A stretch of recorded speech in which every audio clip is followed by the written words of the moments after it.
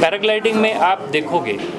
एक ना, आप लोगों को भी इस चीज़ में क्लैरिटी होनी चाहिए जितने भी हमारे मीडिया के पर्सनल हैं, क्योंकि एडवेंचर स्पोर्ट्स हैं,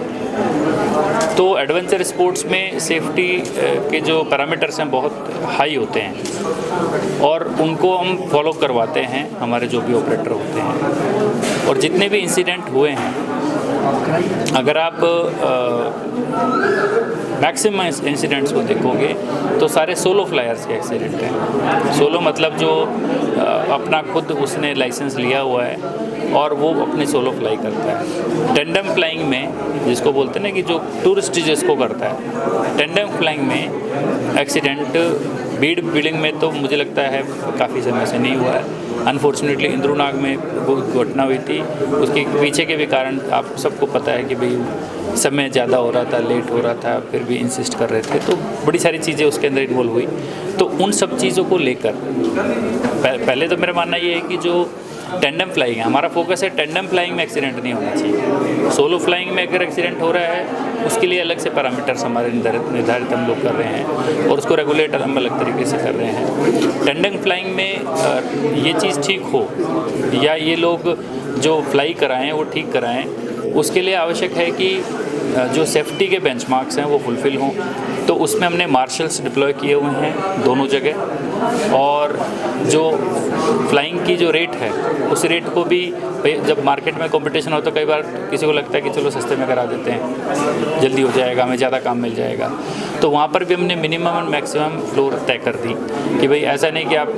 कंपटीशन के चक्कर में आप बिल्कुल ही 1000 रुपये में आप किसी को पैराग्लाइडिंग करा दो और 1000 में आप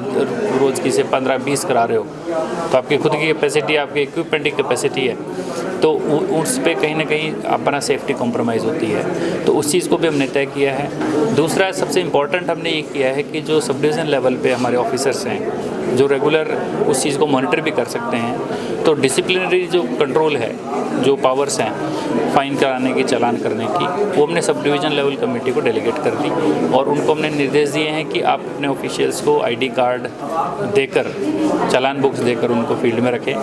कभी भी उनके सामने इस तरीके की घटना होती है कि कोई ओवर चार्ज कर रहा है या लेस चार्ज कर रहा है या उनका जो इक्विपमेंट है उसमें सेफ्टी जो टेक्निकल कमेटी जिसको अप्रूव करती है उसके अप्रूवल के बिना कोई सेफ्टी इक्विपमेंट यूज़ कर रहा है या गाड़ी में भर भर के ले जा रहे हैं या अल्कोहलिज्म का वहाँ पर इंसिडेंट होता है या ओवर शूट करते हैं, टाइम को बाद में करते हैं, पहले करते हैं, या ख़राब वेदर है उसमें फ्लाई करते हैं, मार्शल्स की बात नहीं मानते हैं, तो ऐसे सारे सिचुएशंस में वो जो सब डिवीज़न लेवल कमेटी के जो हमारे अधिकारी हैं वो कॉम्पिटेंट होंगे कि उनको हम चालान कर सकते हैं। और जो चालान का प्रोविज़न है हमारे एचपी टूरिज़्म एक्ट के अंडर उसका अवेलेबल है और जो इसके रूल बने हैं वो उसी एक्ट के तहत रूल बने हैं, तो जिसके तहत हम उनको लीगली चालान कर सकते हैं। तो उससे मुझे लगता है कि थोड़ा सा इम्प्लीमेंटेशन पार्ट पे जो चीज़ नहीं स्मूथली हो पा रही थी उसमें स्पीड आएगी और एक इफ़ेक्टिवनेस के साथ हम लोग पैराग्लाइडिंग एक्टिविटी को रेगुलेट कर पाएंगे। पैराग्लाइडिंग साइट्स को किस तरह से विकसित किया जाएगा सर? साइट्स पैराग्लाइडिंग साइट अगर बीड की बात करते हो तो बीड पे जो टेक ऑफ साइट है उसकी स्टेज 1 क्लियरेंस हो चुकी है और अब उसको हम जो उनका एनपीवी का पैसा होता है टेक्निकल जस्ट एक फॉर्मेलिटी है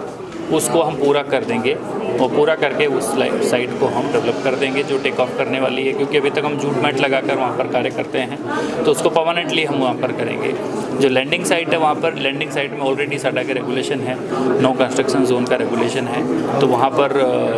वैसे ही कोई कंस्ट्रक्शन नहीं होता, साडा उसको देख रही है। उसके साथ जब सरकार ने इसमें प्रयास उस वक्त चला था कि हम और लैंड एक्वायर करते हैं ताकि लैंडिंग साइट हम और डेवलप कर पाएँ, तो उस दिशा में डिपार्टमेंट ऑफ टूरिज़्म उसमें आगे जो भी कार्य करेगा आपको सबको पता चल जाएगा। जो हमारी यहाँ इंद्रुनाग की साइट है यहाँ पर टेक ऑफ और लैंडिंग साइट में स्पेस कम है, तो ये भी मीटिंग में डिस्कस हुआ था, तो उस साइट को हम थोड़ा और एक्सटेंड करके उसको डेवलप करेंगे, टेक ऑफ भी और लैंडिंग भी, ताकि रनवे जब वो ग्लाइडर टेक ऑफ करता है तो उसके पास सफिशिएंट रनवे लेंथ हो कि भाग के वो उड़ पाए, और लैंडिंग के लिए भी उसके पास सफिशिएंट स्पेस। लैंडिंग के स्पेस वो भी सर कई बार लोग चेंज करते रहते हैं, 2 पॉइंट है इनके पास, इन दोनों में बोलूँ तो बेसिकली देखो, पैराग्लाइडिंग जो एक्टिविटी है, ये एक्टिविटी के अंदर आपका जो पायलट है वो ट्रेंड होना चाहिए। सबसे इम्पॉर्टेंट चीज़ वो है, क्योंकि अगर ट्रेंड आपका पायलट है तो उसको टेक ऑफ में भी और लैंडिंग में भी वो उसको ध्यान रहेगा कि भाई ये लैंडिंग साइड सूटेबल है या नहीं है, टेक ऑफ साइड सूटेबल है या नहीं है। हालांकि हम लोग जो भी टेक ऑफ और लैंडिंग साइड होती है उसको अलग से नोटिफाई करते हैं, है ना, ताकि सब पायलट्स को पता रहे कि भाई यहीं पर लैंड करना है, यहीं टेक ऑफ करना है। सो टेक ऑफ लैंडिंग एक तो रेगुलेटरी पर्सपेक्टिव से पायलट की ट्रेनिंग से कंट्रोल हो जाएगा। दूसरा जो हम नोटिफाई करते हैं, अगर उसके अलावा कहीं कोई टेंडम फ्लाइट में, टेंडम में इंपॉर्टेंट है, सोलो फ्लायर्स हमारे लिए वो, क्योंकि वो एक्सपर्ट फील्ड, मतलब वो स्पोर्ट्स की कैटेगरी में आ गया, तो वो एक अलग से एडवेंचर स्पोर्ट्स है कि उसमें वो अपने फ्लाइंग आवर्स हैं, वो अपना कंपटीशन करते हैं, कहीं लॉन्ग उन्होंने फ़्लाइट लेनी होती है, बड़े सारे अलग अलग तरीके के इवेंट होते हैं। तो उसकी जब भी हम पैराग्लाइडिंग रेगुलेशन की बात कर रहे हैं, बाय एंड लार्ज हम टेंडम पैराग्लाइडिंग